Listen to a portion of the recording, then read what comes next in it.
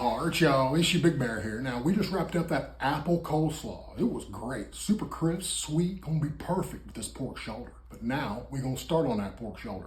I got that apple cider from a few videos back. We're gonna roast that pork shoulder on top of the juices from that cider. You wanna stick around, I'll show you how we do it. When I was tossing this idea around, I thought about how I really enjoy the taste of pork chops smothered in baked cinnamon apples. So I figured this would be just as good, if not better. See, what I did was I filled the bottom of this roasting pan with a bunch of apples, onions, garlic, along with some fennel and some celery seed.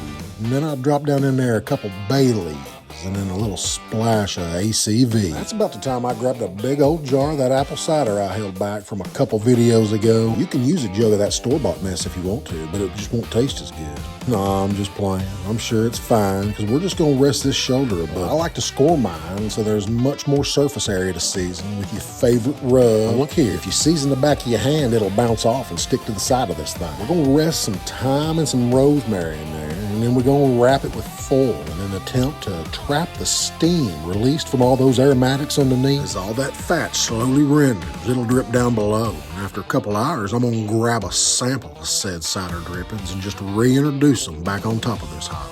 Oh, that's looking good, but we're going to hold off. We're going to back in that heater uncovered and cranking it up way high for just a few minutes.